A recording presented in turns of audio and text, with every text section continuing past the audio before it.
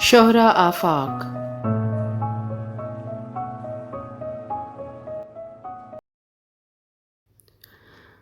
افسانہ نویس سعادت حسن منٹو۔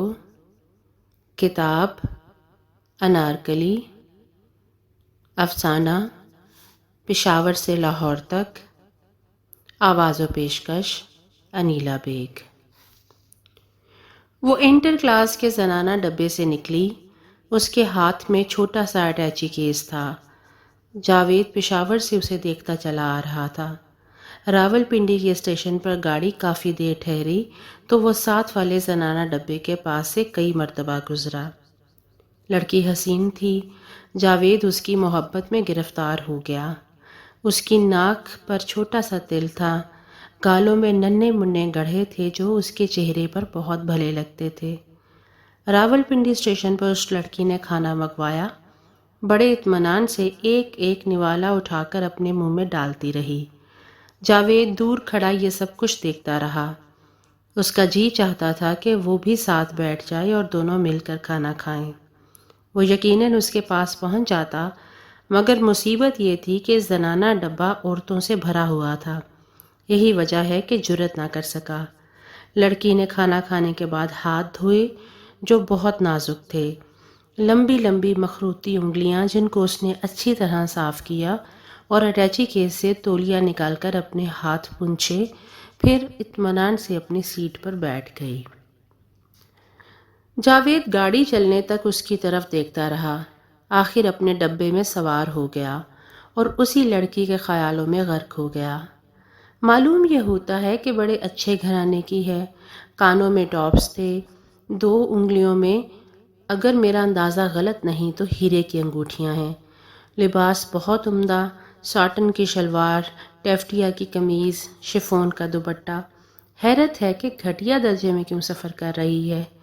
پشاور سے آئی ہے، وہاں کی عورتیں تو سخت پردہ کرتی ہیں، لیکن یہ برقعے کے بغیر وہاں سے گاڑی میں سوار ہوئی ہے اور اس کے ساتھ کوئی مرد بھی نہیں، نہ کوئی عورت، اکیلی سفر کر رہی ہے۔ آخر یہ قصہ کیا ہے؟ میرا خیال ہے کہ پشاور کی رہنے والی نہیں، وہاں کسی عزیز سے ملنے گئی ہوگی، مگر اکیلی کیوں؟ کیا اسے ڈر نہیں لگا کہ اٹھا کر لے جائے گا کوئی؟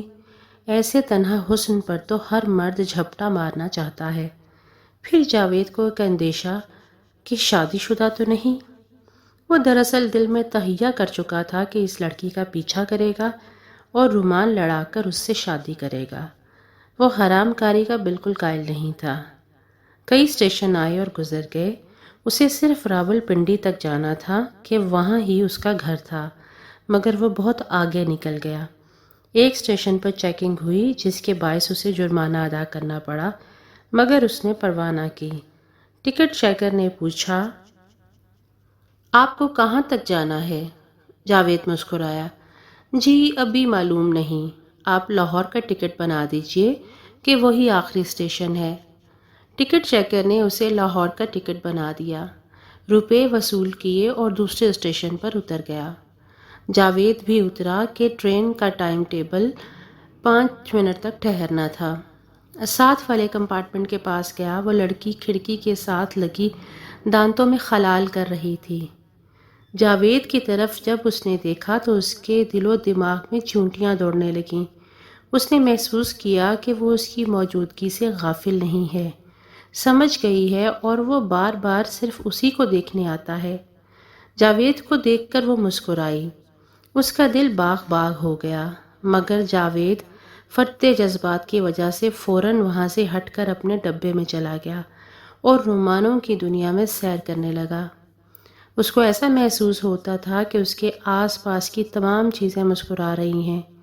ٹرین کا پنکھا مسکرا رہا ہے، کھڑکی سے باہر تار کھمبے مسکرا رہے ہیں، اسٹیشن کی سیٹی مسکرا رہی ہے، اور وہ بدصورت مسافر جو اس کے ساتھ بیٹھا تھا اس کے موٹے موٹے ہونٹ بھی مسکرا رہے ہیں۔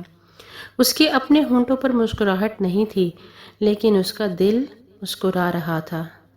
اگلے اسٹیشن پر جب وہ ساتھ والے کمپارٹمنٹ کے پاس گیا تو وہ لڑکی وہاں نہیں تھی۔ اس کا دل دھک سے رہ گیا۔ کہاں چلی گئی؟ کہیں پچھلے اسٹیشن پر تو اتر نہیں گئی جہاں اس نے مسکراہٹ سے مجھے نوازا تھا؟ نہیں نہیں، غسل خانے میں ہوگی۔ وہ واقعی غسل خانے میں ہی تھی۔ 1 منٹ کے بعد وہ لڑکی نمودار ہوئی، جاوید کو دیکھ کر مسکرائی اور ہاتھ کے اشارے سے اس کو بلایا۔ جاوید کامتا لرزتا کھڑکی کے پاس پہنچا۔ اس لڑکی نے بڑی مہین اور سریلی آواز میں کہا، ایک تکلیف دینا چاہتی ہوں آپ کو، مجھے 2 سیب لا دیجیے۔ یہ کہہ کر اس نے اپنا پرس نکالا اور 1 روپے کا نوٹ جاوید کی طرف بڑھا دیا۔ جاوید نے جو اس غیر متوقع بلاوے سے قریب قریب برق زدہ تھا، 1 روپے کا نوٹ پکڑ لیا، لیکن فوراً اس کے ہوش و حواس برقرار ہو گئے۔ نوٹ واپس دے کر اس نے لڑکی سے کہا، آپ یہ رکھیے، میں سیب لے آتا ہوں۔ اور وہ پلیٹ فارم پر اس ریڑھی کی طرف دوڑا جس میں پھل بیچے جاتے تھے۔ اس نے جلدی جلدی 6 سیب خریدے کیونکہ وصل ہو چکی تھی۔ دوڑا دوڑا وہ اس لڑکی کے پاس آیا، اس کو سیب دیے اور کہا، معاف کیجیے گا، وصل ہو رہی تھی اس لیے میں اچھے سیب چن کر نہ لا سکا۔ لڑکی مسکرائی، وہی دل فریب مسکراہٹ۔ گاڑی حرکت میں آئی۔ جاوید اپنے کمپارٹمنٹ میں داخل ہوتے گویا ہانپ رہا تھا، لیکن بہت خوش تھا۔ اس کو ایسا محسوس ہو رہا تھا کہ اس کو دونوں جہان مل گئے ہیں۔ اس نے اپنی زندگی میں کبھی کسی سے محبت نہیں کی تھی، لیکن اب وہ اس کی لذت سے لطف اندوز ہو رہا تھا۔ اس کی عمر 25 کے قریب تھی۔ اس نے سوچا، اتنی دیر میں کتنا خشک رہا ہوں، آج معلوم ہوا ہے محبت انسان کو کتنے تر و تازہ کر دیتی ہے۔ وہ سیب کھا رہی ہوگی، لیکن اس کے گال تو خود سیب ہیں۔ میں نے جو سیب اس کو دیے، کیا وہ ان کو دیکھ کر شرمندہ نہیں ہوں گے؟ وہ میری محبت کے اشارے کو سمجھ گئے۔ جبھی تو وہ مسکرائی اور اس نے مجھے ہاتھ کے اشارے سے بلایا اور کہا کہ میں اسے سیب لا دوں۔ مجھ سے اگر وہ کہتی کہ گاڑی کا رخ پلٹ دوں تو میں خدا کی قسم اس کی خاطر یہ بھی کر دیتا۔ گو مجھ میں یہ طاقت نہیں، لیکن محبت میں آدمی بہت بڑے بڑے کام سر انجام دے سکتا ہے۔ فرحاد نے شیریں کے لیے پہاڑ کاٹ کر کیا نہر نہیں کھودی تھی؟ میں بھی کتنا بے وقوف ہوں، اس سے اور کچھ نہیں تو کم از کم یہی پوچھ لیا ہوتا کہ تمہیں کہاں تک جانا ہے۔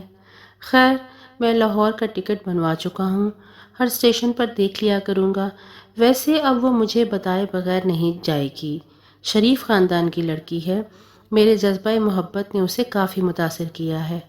سیب کھا رہی ہے، کاش میں نے اسے اپنے پاس بٹھایا ہوتا اور ہم دونوں ایک سیب کو بیک وقت اپنے دانتوں سے کاٹتے۔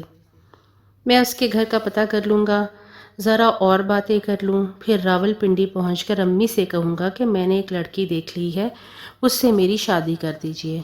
وہ میری بات کبھی نہیں ٹالیں گی، بس 1-2 مہینے کے اندر اندر شادی ہو جائے گی۔ اگلے اسٹیشن پر جاوید جب اسے دیکھنے گیا تو وہ پانی پی رہی تھی۔ وہ جرأت کر کے آگے بڑھا اور اسے مخاطب ہوا، آپ کو کسی چیز کی ضرورت ہو تو فرمائیے۔ لڑکی مسکرائی، وہی دل فریب مسکراہٹ، مجھے سگریٹ لا دیجیے۔ جاوید نے بڑی حیرت سے پوچھا، آپ سگریٹ پیتی ہیں؟ وہ لڑکی پھر مسکرائی، جی نہیں، یہاں ایک عورت ہے پردہ دار، اس کو سگریٹ پینے کی عادت ہے۔ اوہ، میں ابھی لایا، کس برانڈ کے سگریٹ ہوں؟ میرا خیال ہے وہ گولڈ فلیک پیتی ہے، میں ابھی حاضر کیے دیتا ہوں۔ یہ کہہ کر جاوید اسٹال کی طرف دوڑا، وہاں سے اس نے 2 پیکٹ لیے اور لڑکی کے حوالے کر دیے۔ اس نے شکریہ اس عورت کی طرف سے ادا کیا جو سگریٹ پینے کی عادی تھی۔ جاوید اب اور بھی خوش تھا کہ اس لڑکی سے اور ملاقات ہو گئی، مگر اس بات کی بڑی الجھن تھی کہ وہ اس کا نام نہیں جانتا تھا۔ اس نے کئی مرتبہ خود کو کوسا کہ اس نے نام کیوں نہ پوچھا۔ اتنی باتیں ہوتی رہیں لیکن وہ اس سے اتنا بھی نہ پوچھ سکا کہ آپ کا نام۔ اس نے ارادہ کر لیا کہ اگلے اسٹیشن پر جب گاڑی ٹھہرے گی تو وہ اس کا نام ضرور پوچھے گا۔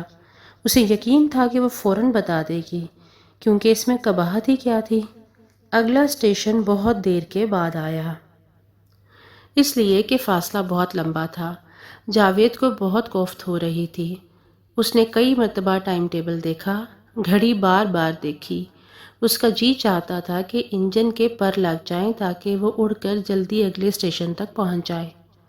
گاڑی ایک دم رک گئی۔ معلوم ہوا کہ انجن کے ساتھ ایک بھینس ٹکرا گئی ہے۔ وہ اپنے کمپارٹمنٹ سے اتر کر ساتھ والے ڈبے کے پاس پہنچا، مگر لڑکی اپنی سیٹ پر موجود نہیں تھی۔ مسافروں نے مری کٹی بھینس کو پٹری سے ہٹانے میں کافی دیر لگا دی۔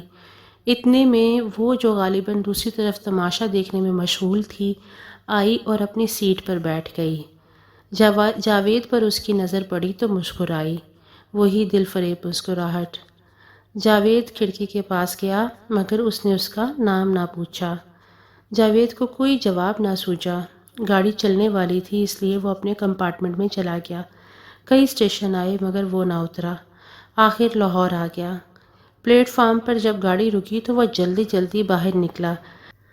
لڑکی موجود تھی۔ جاوید نے اپنا سامان نکلوایا اور اس سے جس نے ہاتھ میں اٹیچی پکڑا ہوا تھا، لائیے یہ اٹیچی کیس مجھ سے دے دیجیے، کہا۔ اس لڑکی نے اٹیچی کیس جاوید کے حوالے کر دیا۔ کلی نے جاوید کا سامان اٹھایا اور وہ دونوں باہر نکلے۔ جاوید نے اسے پوچھا، آپ کو کہاں جانا ہے؟ لڑکی نے بڑے نرم و نازک لہجے میں کہا، جی راوی روڈ۔ چلیے میں آپ کو چھوڑ آتا ہوں۔ بہت بہت شکریہ۔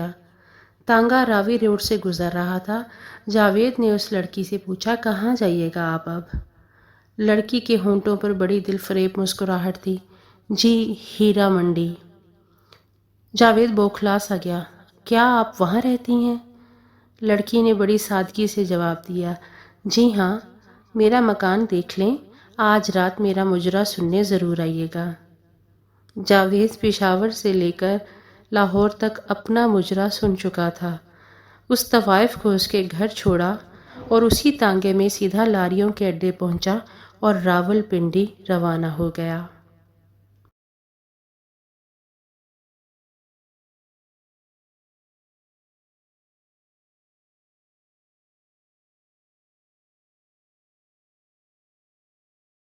شہرہ آفاق ادب پاروں کو سننے کے لیے ہمارے چینل کو سبسکرائب کریں اور بیل آئیکن کو پریس کریں تاکہ ہماری ہر نئی آنے والی ویڈیو کے نوٹیفیکیشنز آپ کو ملتے رہیں۔